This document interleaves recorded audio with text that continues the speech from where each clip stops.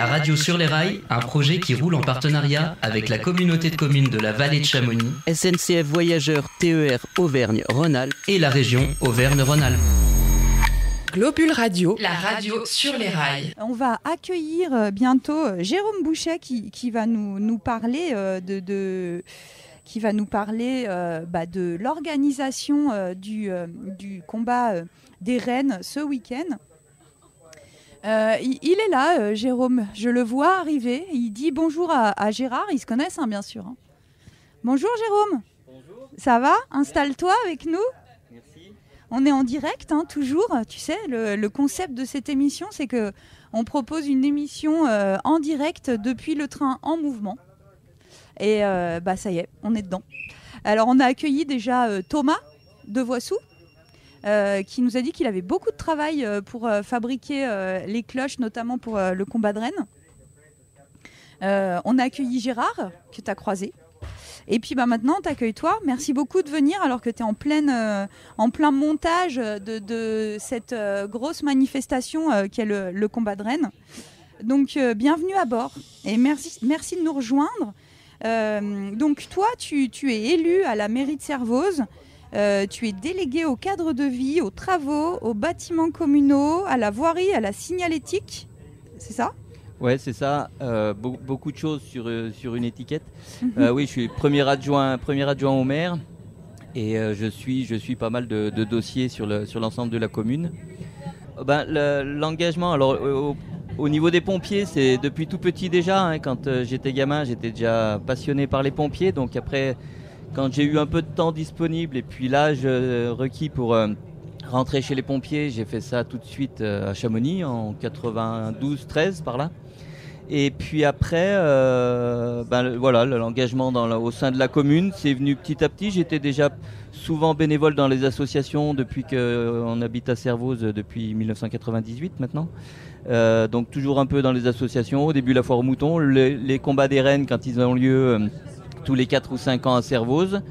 Il y a aussi le don du sang. Enfin bon, il y a un petit peu. J'aime bien participer. Ça permet de rencontrer plein de gens. Ça donne un bon coup de main au village. Et puis après la vie municipale en elle-même, le conseil municipal, c'est venu un petit peu après, depuis 2014, premier mandat. Et puis voilà. Puis en fait la vie communale, c'est assez passionnant, assez prenant. Donc une fois qu'on a commencé à mettre le pied dedans, il y a toujours des choses à faire avancer, des nouveaux dossiers, des nouveaux chantiers. Donc petit à petit, ça va faire 2 mandats et c'est bien prenant. Et j'ai l'impression, d'après ce que j'en vois, puis les retours qu'on en a, que ça permet aussi de faire avancer un peu le village. Ouais, c'est un enthousiasme. Ah oui, ça, il faut être enthousiaste, ouais, parce que c'est long, hein, il y a beaucoup de parties administratives et tout ça. Mais voilà, on est content quand les choses avancent et puis mine de rien, avec les petits moyens de la commune de Servoz, on arrive à faire des choses assez intéressantes. Donc pourvu que ça dure. Donc ce qui t'occupe cette semaine, c'est le combat des vaches, le combat des rennes, qui a lieu ce dimanche 24 à Servoz. Donc après avoir discuté avec Thomas de Voissou, qui est fabricant de sonnettes, Gérard Berru, qui est éleveur et qui participe au combat, peut-être tu peux nous parler de ce combat qui a lieu en fait de façon naturelle, normalement avant la montée en alpage. Mais comment ça s'organise un événement comme celui-ci ? Oui, alors les vaches, naturellement, elles ont tendance à créer leur hiérarchie par des combats, par des luttes qu'elles font toutes seules tout au long de la saison en fait. Hein. Donc plutôt à l'extérieur, quand elles sont attachées à l'écurie, ça arrive aussi qu'elles essayent de se battre, mais c'est moins pratique.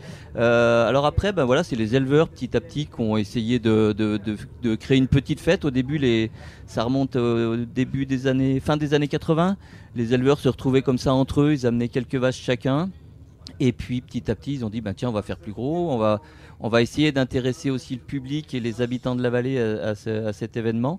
Donc il y a eu les premiers combats qui se sont organisés, alors après avec une petite buvette au départ, et puis après on a fait un peu de restauration, etc.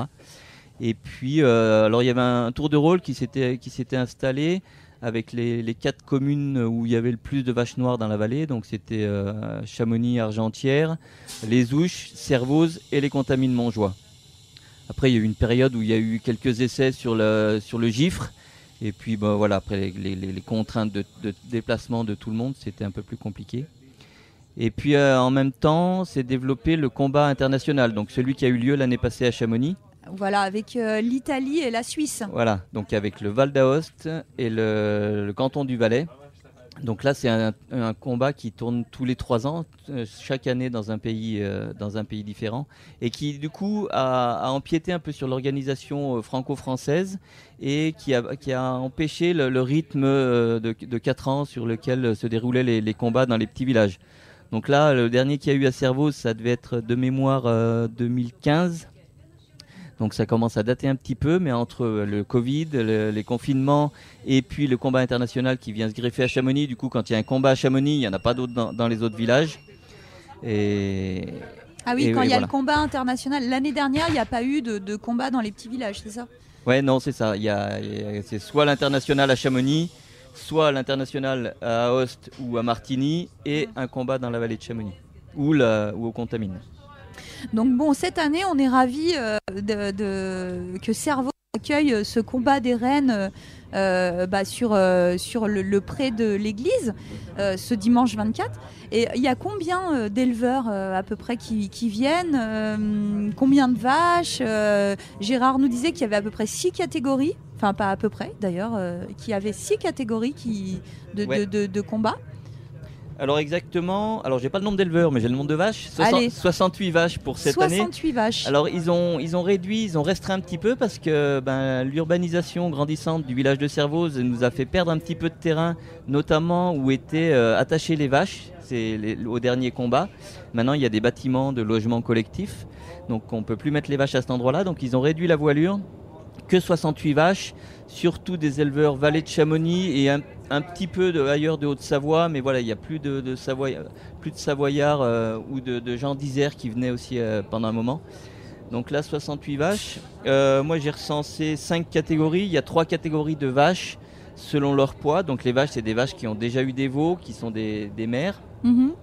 Et puis après, il y a une catégorie pour les génisses de 3 ans qui attendent leur premier veau. Et puis après, les génissons entre 1 an et demi et 2 ans et demi qui viennent aussi pour le combat. Ok, et pourquoi c'est important pour Servoz de perpétuer cette tradition et de prendre part à la tradition ? Alors parce que Servoz est peut-être un des derniers villages ruraux de la vallée de Chamonix. On s'aperçoit que les 3 autres, au moins les 2 autres communes, Chamonix-les-Ouches, sont plus tournées vers les événements sportifs ou ludiques. Valorcine a encore un côté rural et traditionnel, mais avec moins d'éleveurs peut-être. Et puis l'envie des éleveurs du bassin de vie de Servoz, parce que donc on retrouve Joseph Deschamps qui est dans la plaine Saint-Jean, un enfant de Servoz mais qui habite sur la commune des Ouches. Marc Ouvrier-Buffet qui est de Servoz, et puis Jean-Louis Cros, qui sont tous les 3 du comité d'organisation, qui ont envie de pérenniser cette animation. Et puis la commune, elle est toujours prête à accompagner dans ces événements-là.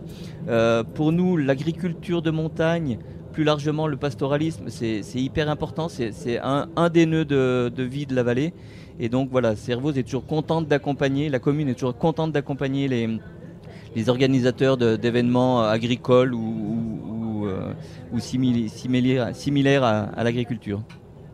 Ok, et qu'est-ce qu'ils vont trouver les visiteurs ? Alors, pourquoi il faut venir ce dimanche Déjà, il y a les passionnés des luttes de vaches. Donc on a souvent des visiteurs valaisans, des Italiens qui viennent aussi. C'est quand même du folklore. Il y a une petite hiérarchie, puis il y a quand même cette petite ambiance qu'on retrouve dans toutes les compétitions, que ce soit sportive ou ne serait-ce que les concours agricoles, avoir un prix, avoir une bête qui se démarque des autres. Donc voilà, il y a cet attrait-là. Il y a des passionnés pour ça. Et puis il y a les curieux et les gens, comme je disais tout à l'heure, qui viennent parce qu'à Servoz, il y a encore cette tradition un peu agricole et rurale. Et les gens, des gens de Chamonix ou de Salanches, qui viennent pour ce côté-là attractif du monde agricole. Voilà. Oui, donc... puis pour l'avoir vécu, c'est vraiment, qu'on s'y connaisse ou pas en vache des Reims. Moi, je suis pas une spécialiste de la vache des Reims, mais c'est quand même, c'est prenant. C'est un combat qui est prenant. Enfin, tu es dedans. C'est hyper, presque addictif, quoi. On peut passer la journée à regarder ça. à être à fond pour Morzine ou Ligurie ou raclette. Ouais. Et puis d'autant plus si on a un meneur de troupe, si on a une personne au micro qui sait mettre l'ambiance, qui sait expliquer un petit peu aux gens que le fonctionnement, parce que tout le monde ne le connaît pas, et qui sait mettre l'ambiance, on a vite fait de prendre de parti pour telle ou telle vache, celle qui se bat le mieux. Et même en étant complètement novice, on arrive à s'attacher. Puis après, l'émulation collective fait que il y a une grosse ambiance qui se met. Et dans le public en général, il y a souvent une grosse ambiance de gens qui prennent parti pour telle ou telle vache, ou alors tel ou tel éleveur aussi. Chaque éleveur a sa notoriété. Donc on pense souvent à René Ravanel d'Argentière, qui est là depuis une éternité, qui a depuis les premiers combats, et qui est toujours présent sur les combats. Et voilà, lui, il amène aussi une certaine ferveur que le public sait déployer ces jours-là. T'as une chouchou, toi ? Alors moi, je ne suis pas très au fait du nom de chacune et de tout ça. J'ai de la famille qui a des vaches, donc je vais plutôt être de ce côté-là. Et puis après, pour que la meilleure gagne, moi, j'ai pas de parti pris. Donc là, maintenant, nous sommes en gare de Saint-Gervais-les-Bains-le-Fayet. On est arrivé au terme de ce voyage, mais on a encore un petit peu de temps en gare pour en discuter. Si toi, tu as le temps, Jérôme, parce que j'aurais bien aimé parler de ce mois qui arrive pour Servoz, qui est un mois danse en animation. Parce qu'il y a beaucoup d'événements phares, notamment le Chirvathlon et la foire aux moutons. Alors, est-ce que tu as le temps d'en discuter un petit peu avec nous avant que... Oui, j'ai le temps. De quitter ce train. Oui, la période d'automne est toujours une période très, très active à Servoz. Ça a commencé déjà le week-end dernier avec les Journées du patrimoine. Donc, c'est vrai qu'il y avait beaucoup d'animations à la Maison du Lieutenant, notamment. Oui, donc fin mi-septembre, les Journées du patrimoine, c'est national. Servoz, Maison du Lieutenant, c'était surtout autour des outils anciens et de présenter encore des gens qui savaient se servir de ces outils anciens. Donc il y avait beaucoup de choses, encore une fois autour de l'agriculture, parce que notre village était plutôt agricole qu'industriel. Donc il y avait un monsieur Salvetti qui montrait pour enchapeler une faux. C'est aiguiser une faux avec une petite enclume et un marteau approprié. Il y avait des démonstrations de charcuterie à l'ancienne. Il y avait beaucoup de moules pour le beurre, de barattes, enfin de choses comme ça. Et puis voilà. Oui, et puis à Servoz, vous savez quand même faire la fête, parce que à la Maison du Lieutenant, il y avait aussi toute une animation autour de la musique et des papilles, parce qu'il y a eu battle de farcement, il y a eu concert, la turbine, il y a eu Barelli. Enfin, et c'est toujours les animations à Servoz. Je trouve qu'il y a quand même un tissu associatif qui fait que quand il y a une animation à Servoz, tout le monde s'y colle un petit peu. Je trouve qu'il y a une saveur particulière, je trouve. Oui, tout à fait. Et puis donc la Maison du Lieutenant, c'est une maison qui est animée par les animateurs nature de la communauté de communes de la vallée de Chamonix-Mont-Blanc. Donc c'est des gens qui sont là aussi pour créer de l'animation et des événements. Cette année, la petite buvette restauration qui est au rez-de-chaussée de la Maison du Lieutenant a changé de gérant. C'est des gens qui sont bien investis, qui ont envie que ça bouge, et du coup ils créent aussi des événements, et puis tout ça fait que la Maison du Lieutenant commence à être connue pour son côté gastronomique et son côté événementiel, et dès qu'il y a des animations, on retrouve un public régulier. Et donc alors à venir le week-end prochain, le combat des rennes, suivi du week-end d'après, le 1er octobre, on a le Chirvathlon. Alors ça aussi, c'est une institution. Oui, tout à fait. Alors j'ai plus le chiffre en tête, mais ça doit être le 20e, 25e Chirvathlon, qui a changé un petit peu de modèle l'année passée avec un nouveau bureau, des nouveaux membres de l'association. Et surtout, je crois, un petit événement qui fonctionne bien autour des enfants, une petite course pour les enfants, et qui a super bien fonctionné l'année passée. Tout le monde était ravi de ce petit événement pour les enfants. Et puis après, la traditionnelle course... avec la course à pied, le vélo de route et le VTT pour terminer. Donc voilà, et la célèbre soupe à l'oignon pour clôturer cette course et redonner de l'énergie à tout le monde. Après l'effort, le réconfort, comme on dit. Voilà. Et sinon, le 8 octobre, alors encore plus emblématique, c'est la foire aux moutons de Servoz. Ouais, alors là, j'ai le chiffre, c'est la 36e foire aux moutons. Alors donc le 8 octobre, la foire aux moutons, c'est calé, c'est toujours le deuxième dimanche d'octobre. Donc c'est facile à se souvenir si des fois vous avez des doutes. Et puis voilà, donc on repart avec une des plus grosses animations du village.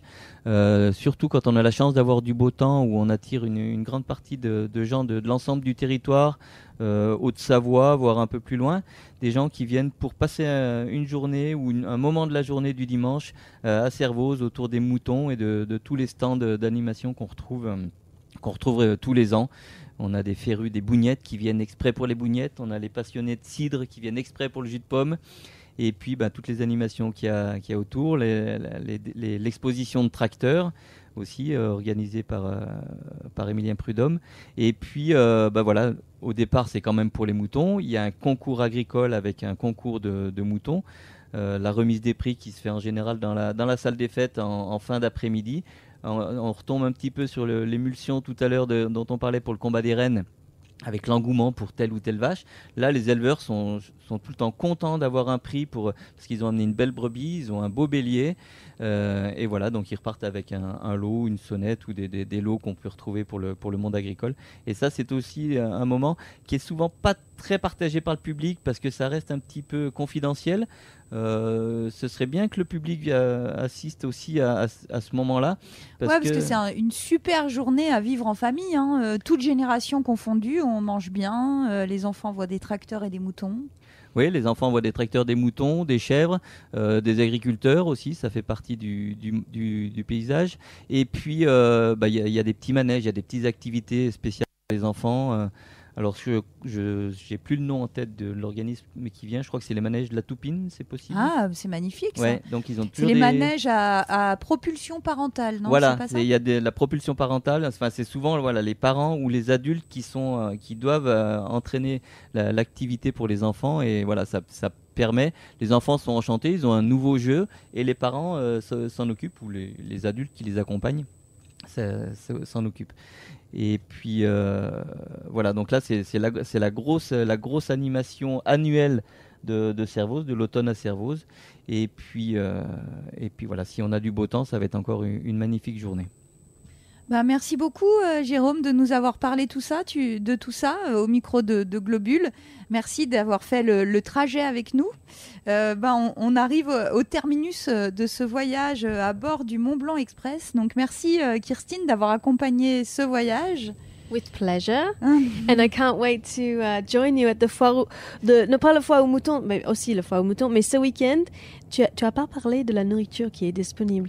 On a des beignets aussi. Non, combat des rennes. Combat des rennes, donc il y a parce que un repas... là, c'est mon estomac qui décide, tu vois. Voilà, c'est ça. Il est midi bientôt. Qu'est-ce que je peux manger ce week-end? Donc pour le combat des rennes, c'est farçon et rôti de porc pour le repas en salle. Et puis il y aura des grillades qui sont faites à l'extérieur et des crêpes également. Parfait. Ok, voilà, c'est super. On vient pour le farçon alors. Je précise pas qu'il y a une buvette au combat des rennes. Non, c'est. On l'a celle-là. Elle est ancrée sur la place. Merci à Jean-Claude aussi qui nous a soutenus tout au long de cette émission depuis le studio. Merci beaucoup pour toute cette aventure Globule Radio dans laquelle tu es depuis le début à mes côtés. Et mille merci encore à nos partenaires de nous faire confiance et de nous permettre de vivre cette expérience. Merci donc à la région Auvergne-Rhône-Alpes, premier partenaire de l'événement. Merci à la communauté de communes de la vallée de Chamonix qui finance cet événement. Merci à SNCF Voyageurs de nous permettre la mise en place de cette émission. Et bien sûr, un grand merci, un grand big up aux équipes du Mont Blanc Express d'avoir cru et soutenu ce projet. Un merci tout spécial et tout particulier à Blaise Palikowski et Sébastien Gillet, qui, pas du tout effrayés par cette idée, l'ont même pensé avec nous au tout début. Et on se retrouve dans le train jeudi prochain, au départ du Buet, dès 9h57. Et en attendant jeudi prochain, retrouvez cette émission en podcast dès demain matin sur globule.chamonix.radio.